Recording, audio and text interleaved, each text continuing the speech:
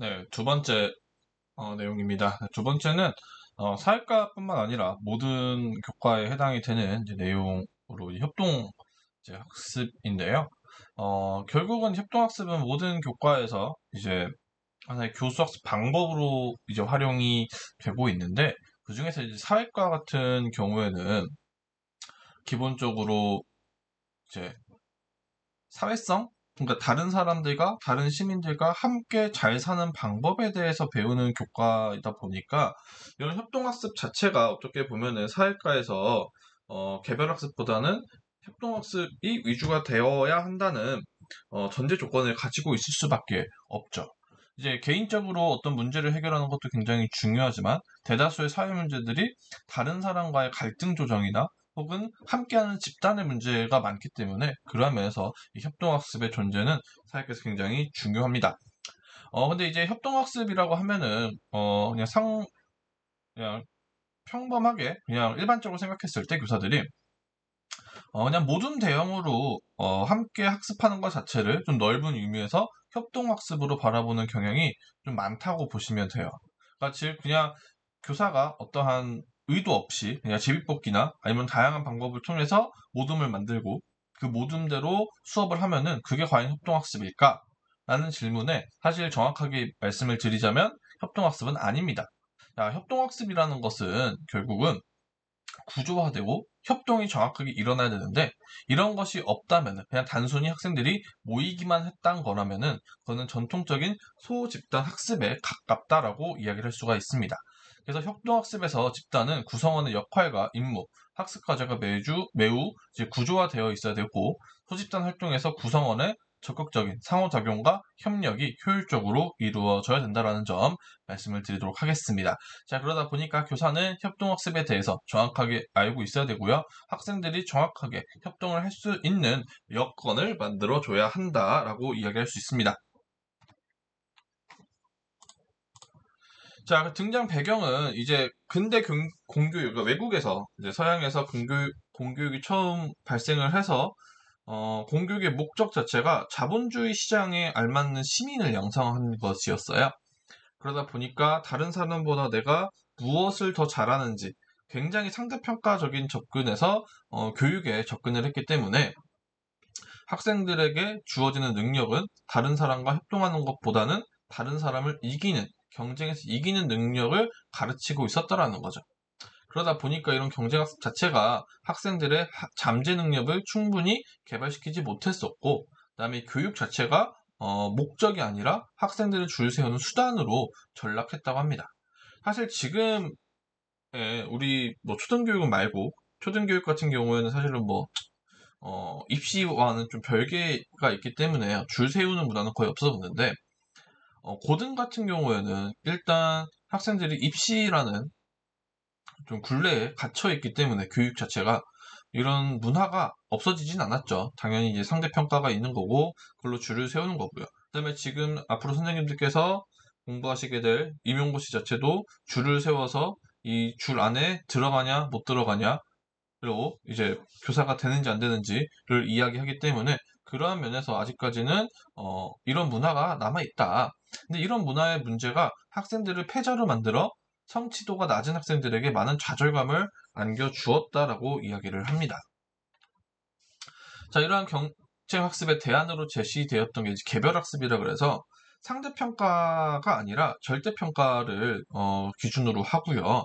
결국 이 학생이 이번 학기 동안 혹은 이번 단원 동안 얼마나 실력이 향상이 되었는가, 즉 학생 개개인별로 평가 기준이 별도로 있다라는 거죠. 그러한 면에서 아동의 잠재 능력 자체가 굉장히 잘 발달할 수 있었다. 이게 뭐 비고치키의 영향을 받아서 뭐 GPD를 통해서 뭐 역량을 기른다 이런 건데, 자, 그러다 보니까 개인별로 각자의 지적 수준과 학습 능력에 맞게 다양한 개별화 학습이 이루어졌습니다. 근데 이게 학생들 개인의 능력은 명확하게 길러줄 수 있었음에도 불구하고 다른 학생과의 상호작용이나 함께 공부하는 분위기가 없었기 때문에 지적 능력은 굉장히 빠르게 발전을 했지만 그 외에 인지적인 능력, 정의적인 능력이나 행동적인 능력에서는 그 한계가 명확하게 보였다고 합니다. 그래서 협동학습이란 건 결국 소집단을 구조화함으로써 구성원의 적극적 상호작용과 협력을 통해 학습 활동이 이루어지는 수업 활동을 협동학습이라고 하고요. 결국 사회과는 다른 시민들과 함께 살아가는 시민의식을 키우는 곳에 이제 목적이 있기 때문에 이런 다양한 문제들을 민주적으로 해결할 수 있는 시민의 자질을 기르는 것을 목표로 한다. 그러다 보니까 협동학습의 기본적인 구조와 사회과의 목표와 굉장히 일맥상통한다라고 이야기를 할 수 있겠습니다. 그래서 이제 경쟁, 개별, 협동학습을 비교하자면 이제 이렇게 비교를 할 수 있고요. 좀 더 자세하게 말씀을 드리자면 협동학습 이제 전통적 소집단 학습은 비체계적으로, 그러니까 이제 뭐 교사가 고려해서 팀을 짜는 게 아니라 그냥 랜덤하게 이제 체계적으로 구성이 되고 구조화되어 있지 않기 때문에 소집단 활동에서 협동이 이루어지기는 하겠지만 이게 효과적으로 이루어지지는 않는다.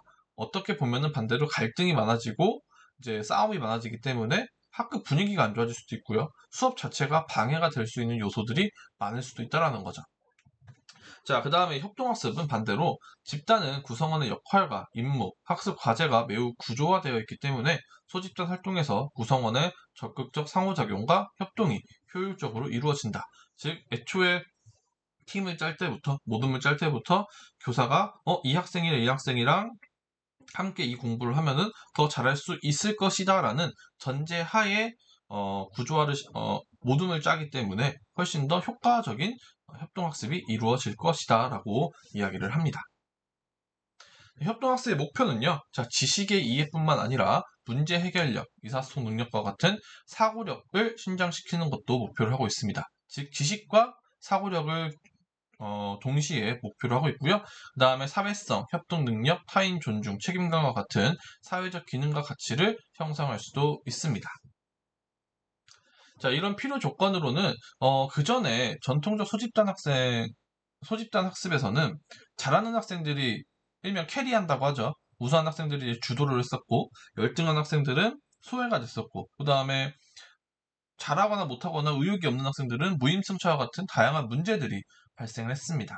자, 이러한 다양한 문제들을 해결하기 위해서 협동학습을 위한 조건이 이제 몇 가지가 붙었는데요.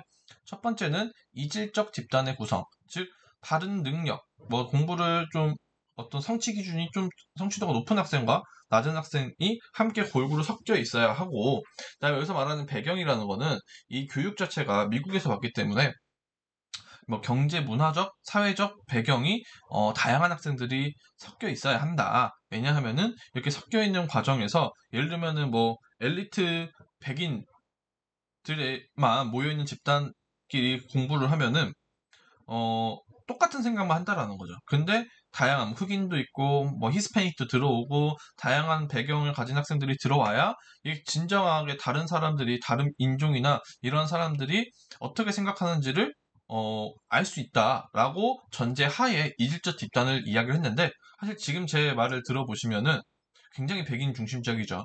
즉 백인들이 만들어 놓은 이론들이기 때문에 그런 면에서 자기들이 다른 인종을 이해하려면은 이런 식으로 해야 한다라고 처음에는 이야기를 했습니다. 네, 그 다음에 이제 개별적 책무성을 부여한다라는 게 예를 들면 모둠이 4명이 있습니다. 4명의 모둠에 그냥 통째로 자 1모둠에서는 이걸 다 같이 하세요 라고 해버리면은 아이들끼리 역할 분배가 제대로 안 된다라는 거죠. 사실은 대학생들도 선생님들도 이제 저도 마찬가지지만 조별 과제를 시켰을 때 역할 정하는 게 되게 어렵잖아요. 누가 뭐 하고 누가 뭐 하고 이거 가지고 이제 뭐 누가 심리 어렵니 이런 걸 이야기를 하는데 그런 것처럼 아이들도 초등학교 학생들은 더 힘들다라는 거죠. 그랬을 때 교사가 정확하게 학생들에게 임무를 정확하게 너는 이거, 너는 저거, 너는 이거 이렇게 배정을 해준다면 학생들이 이게 우리 모든 게 아니라 이게 내 역할이구나, 내 거구나. 내가 안 하면은 이제 다른 친구들에게 피해를 줄 수 있구나. 이러한 책무성에 대해서 이제 학생들에게 알려줄 수 있는 하나의 이제 방법이 되는 거고요. 그다음에 적극적 상호 의존성이라 그래서 어떤 목표를 달성을 할 때 학생 혼자 잘하는 학생 혼자 다 하게끔 하는 것보다는 이제 여러 명의 학생들이 협동을 했을 때 더 좋은 결과, 내가 잘 되고 상대방이 우리 모든 친구가 잘 돼야 함께 잘 될 수 있다라는 상호 의존적인 구조를 만들어야만 학생들이 협력을 할 수밖에 없다라는 거죠. 만약에 나 혼자 잘하거나 그냥 나 혼자만 잘해서 나 혼자 결과가 잘 나오면은 아이들은 협동을 안 해버릴 수가 있어요. 이제 그러한 거를 좀 막으려고 하는 거고, 그다음에 교사가 관리 감독이 강화라는 거는 협동학습을 시키고 소집단을 하다 보면은 뭐 여섯 모듬, 뭐 대여섯 모듬이 나올 텐데 교사는 한 명이죠. 그러면 교사가 1모듬을 보고 있을 때 나머지 모듬들은 무엇을 하고 있는지 잘 모른단 말이에요. 그러다 보니까 다른 말을 하거나 싸우는 경우도 있기 때문에 교사가 이제 학생들이 무엇을 하고 있는지 간섭이 아니라 정확하게 좀 넓은 시야에서 볼 수 있어야 된다라고 하는 겁니다. 그래서 학생들이 다른 행동을 하는지, 그다음에 갈등 상황이 있는지 없는지를 꾸준하게 탐색을 해야 된다라고 보시면 되겠고요. 자, 그다음에 이제 평가도 소집단 보상이라고 해서 우수한 학생, 1등인 학생 개인에게 하는 게 아니라 그 집단 자체가 너무 협력을 잘해서 좋은 결과를 냈을 때 집단 자체에게 보상을 하라는 거죠.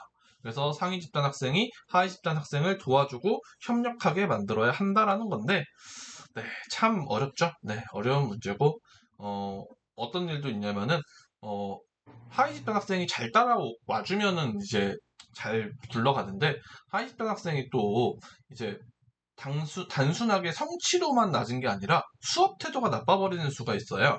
그러면은 상위 집단 학생 입장에서는 내가 가르치는 것도 지금 힘든데 얘가 뭐 협조적이지 않고 이래버리면은 그냥 다 같이 모둠을 폭파시켜버려요, 애들이. 다 같이 하지 마. 그냥 꼴등해. 이래버리는 수가 있기 때문에 참 힘들죠. 그다음에 이런 것들이 이제 사회적 기능 발달, 집단 활동 과정의 반성으로 이어집니다. 자, 그래서 뭐 필요 조건과 특징인데 이제 쭉 읽어보시면 되고요. 이질적 집단 구성은 다양한 정보, 생각, 관점, 태도 등을 우리가 교환하기 때문에 굉장히 긍정적인 상호작용의 효과가 이제 기대가 되고요. 개별적 책무성, 상호연수성 앞에서 말씀드렸던 것들입니다. 자, 대표적인 예시로는 과제 분담 학습 모형, 직소라고 하는 건데, 한때 되게 인기가 많았어요. 한때 인기가 많았고, 사실 지금도 제가 나중에,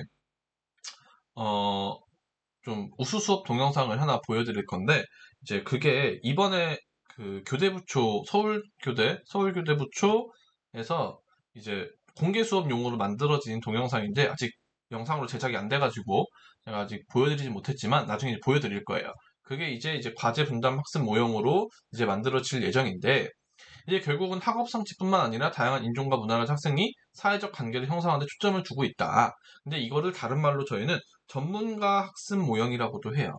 왜냐하면은 4개에서 6개의 하위 주제로 나누어서 학생들이 한 주제를 집중적으로 학습해서 전문가가 된 후에 서로 가르치는 협동학습의 형태인데요. 즉, 예를 들면은 1모둠에는 4명의 학생이 있죠. 1모둠에는 A, B, C, D 학생이 있고요. 2모둠에도 A, B, C, D 학생들이 있어요. 그랬을 때, 첫 번째는, 각 모둠에 있는 A 주제를 담당한 학생들이 다 모여요.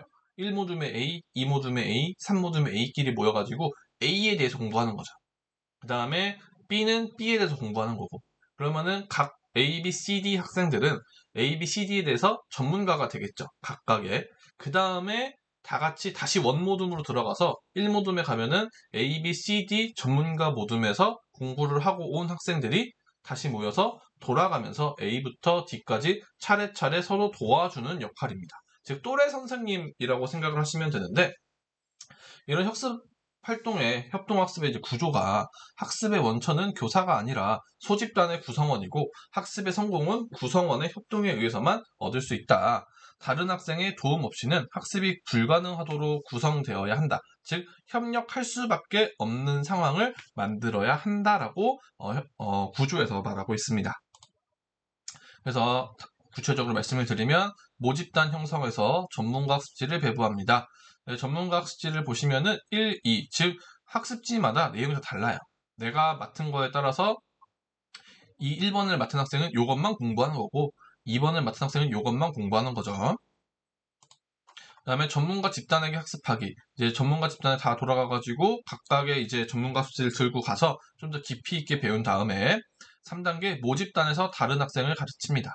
그래서 이제 전문가 집단에서 배운 내용을 집단으로 들어가서 공부를 하는 건데, 참 이게 생각을 해보시면은 어쨌든 성취도는 학생들마다 다르죠. 성취도는 다를 거고, 아무리 전문가 집단에 가서 공부를 하고 오더라도 모든 집단, 그 전문가에서 A라는 주제를 공부하는 집단에서 그 뭐 6명이 모였어요. 그럼 6명 다 동일하게 전문성을 가질까요? 아니죠. 그건 불가능합니다. 즉 어떤 1모둠의 A를 담당한 학생은 공부를 잘해 갈 거고 2모둠의 A를 담당한 학생은 그 수준이 도달하지 못할 수가 있어요. 자, 그러면은 모집단에 들어가서 이게 제대로 안 된다라는 거죠. 네. 이 모둠에 있는 학생들은 A에 대해서 제대로 못 배울 가능성이 높다. 그럼 학습 결손이 생길 수도 있다라는 부정적인 결과가 나올 수도 있습니다. 그다음에 이제 각각 공부한 내용을 바탕으로 하위 주제를 결합해서 이제 전체 학습지, 아까 뭐 A, B, C, D를 다 포괄하는 학습지를 준 다음에 정답을 맞춰보고 잘 했는지를 이제 이야기를 하고요. 그다음에 공부를 잘한 학생들 개별 평가를 하고 개별 보상을 하게 됩니다. 그래서 우수한 학생들이 개인적으로 이제 보상을 받게 되는 거죠. 자, 이런 문제점이 딱 보이시죠? 첫 번째, 개별 보상을 하다 보니까 공부를 잘하는 학생들은 원래 잘했어요. 굳이 여기서 공부를 하지 않아도 잘해요. 그러니까 협력을 할 필요가 없어지는 거죠. 어떻게 보면은 공부를 잘하는 학생들이 성취도 낮은 학생들에게 뭘 알려주는 거는 자기의 이익이 아니라 어떻게 보면은 그냥 베푸는 것밖에 안 되는 거예요. 근데 이 학생들은 교사가 아니잖아요. 교사는 당연히 학생들에게 잘 모르는 것을 가르쳐야 될 의무가 있지만 학생들은 그게 아니라는 거죠. 그러면은 그런 의무가 아니라면 학생들이 하고 싶게끔 유인책을 제시해야 되는데 이 직소 원 같은 경우는 그 유인책 자체가 없었다. 그다음에 해결을 위한 상호 의존성은 높지만 보상을 위한 상호 의존성, 즉 보상 간에는 상호 의존성이 없었기 때문에 실패할 가능성이 높은 수업 모형이다라고 이야기를 합니다. 자, 그래서 이런 거를 좀 바꿔 나가는 게 이제 STAD 모형을 섞은 직소2입니다. 직소2에는요, 향상된 점수에 의한 소집단 보상, 즉 개인 보상이 아니라 소집단 보상을 하고요. 그다음에 그냥 무조건 잘하는 데가 아니라 그 전에 비해서 내가 얼마나 향상됐는지를 보고 평가를 하기 때문에 이런 성취 결과의 균등 배분 도입도 이야기가 되고 있습니다. 그래서 장점은 구성원의 역할과 책무성이 더 명확해졌기 때문에 그다음에 상호 보상의 상호 유존성이 높아졌기 때문에 학생들이 협력을 할 수밖에 없는 상황, 즉 사회적 관계의 증진에 굉장히 효과적이었다라고 이야기를 하고 있습니다. 그래서 똑같이 모집단 형성을 하고요. 근데 이제 이전 1단계에서는 이 직소 1에서는 학생들에게 전문가 학습지만 주다 보니까 학생들이 전부 다 공부를 하는 게 아니라 처음에는 각각 나눠가지고 내 것만 이제 기계적으로 받았으면은 이번 직소2에서는 먼저 전체 학습지를 줘요. 개괄할 수 있는 학습지를 준 다음에 자, A, B, C, D 중에 너네가 좋아하는 걸 골라봐. 그러니까 각 모둠 내에서 A, B, C, D를 보고 너네끼리 한번 나눠봐. 라고 해서 내가 좀 더 좋아하고 내가 잘할 수 있는 쪽으로 공부를 하러 갑니다.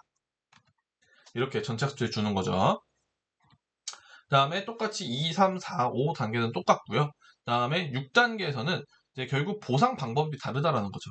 그래서 각 학생이 받은 기본 점수와 현재 퀴즈의 점수를 비교해서 각 학생의 향상 점수를 계산을 하고요. 개인과 소집단의 향상 점수가 산출되면은 교사는 향상 점수가 높은 소집단에 대해 보상을 하게 됩니다. 자, 이게 직소2의 문제점 같은 경우에는 시간이 너무 오래 걸려요. 네, 굉장히 시간이 오래 걸리고 준비하는데도 시간이 꽤 걸립니다. 그 다음에 결정적으로 자 보시면은 점수가 산출이 되려면은 저희는 정량 평가를 해야 돼요. 근데 사회과는 지식 영역, 가치 태도 영역, 행동 영역이 있는데 향상 점수가 나오려면은 그쵸 지식 영역만 거의 가능할 수밖에 없어요. 그러다 보니까 공부 일단 이런 평가에 대해서 우리가 태도나 행동을 평가하기는 굉장히 어려울 수도 있다라는 문제점도 제기가 됩니다. 자, 그래서 뭐 결국 토론학습 어떤 주제를 가지고 하냐의 차이인데 결국 협력학습이 중요하다라고 보시면 되겠고요. STAD 같은 경우에는 체육 교과에서도 많이 사용을 하죠. 자, 구성원들이 함께 학습을 하면서 서로의 학습에 대해 책임지고 구성원들이 학습 목표를 함께 달성함으로써 얻는 집단의 성공을 강조합니다. 그래서 열등한 학생들에게 참 이 표현도 이상하죠. 뭐 굳이 열등하다는 표현을 쓸 필요가 있을까 했는데 책에 이렇게 나와서 자, 학습의 동기를 부여함으로써 학습의 효과를 높인다. 성공의 기여도가 가장 크거나 학습 성취 결과가 가장 향상된 학생에게 최대 보상을 한다. 그다음에 학생의 기여도와 점수에 관계없이 소집단 구성원 모두에게 동일한 보상을 해야 된다. 능력이 아니라 필요에 따라서 차별적으로 보상한다. 라고 보시면 되는데 사실 이런 내용들은 사회과 임용고시에 나오지 않습니다. 사회과의 어떻게 보면 근본적인 내용들이 아니고 그냥 사회과를 도와줄 수 있는 영역들이기 때문에 결국은 직소나 STL이나 어떤 모형의 체계를 가지고 있지만 얘가 직접적으로 사회과의 어떤 사회과에서 추구하는 고차적 사고력이나 반성적 사고력을 키워주기보다는 그런 사고력이 길러지게끔 옆에서 서포트하는 역할을 하기 때문에 그냥 선생님들께서 나중에 수업을 하실 때 이런 것도 있구나라는 것만 알고 계시면 되겠고요. 사회과에서 중요한 모형은 아닙니다. 그래서 1단계 교사의 수업 안내가 있고요. 2단계 소집단 학습과 토론이 있습니다. 그래서 학습 자료를 읽고 학습 문제에 대해 잠정적으로 자신의 답을 적고요. 학생들이 각각 돌아가면서 학습 자료를 읽고 함께 협력해서 학습 문제를 해결합니다. 학생들의 의견이 서로 다르면 토론을 통해 한 가지 해답을 합의해야 하는데요. 이렇게 해서 소집단 학습지를 통해서 학생들이 같이 이제 소집단에서 공부를 하게 되는 거죠. 그 다음에 같이 공부를 하고 그 다음에 정답지를 확인하고 평가를 한 다음에 점수가 얼마나 향상됐는지를 가지고 소집단 보상을 합니다. 매우 간단한 방법이고요. 아래 보시면은 이제 원래 자기 기본 점수보다 몇 점이 상승했냐에 따라서 향상 점수를 주고 그 모둠의 향상 점수를 합산해서 모둠별 평가를 한다라는 거죠. 네, 이런 식으로 이제 저희가 협동학습까지 함께 알아보았는데요. 사실 협동학습은 모든 교과에서 활용이 될 수 있고 협동학습이 좋은 수업도 있고요. 안 좋은 수업도 있습니다. 무조건 협동학습이 좋은 수업은 아니에요. 내가 오늘 어떤 학습 문제를 설정하냐에 따라서 협동학습을 해야 되는 게 있고 굳이 할 필요가 없는 게 있고 해서는 안 되는 것도 있습니다. 자, 그러다 보니까 선생님들께서 잘 선택을 하셔서 사용을 해 주셨으면 하는 바람에서 협동학습을 추가로 제시하였습니다.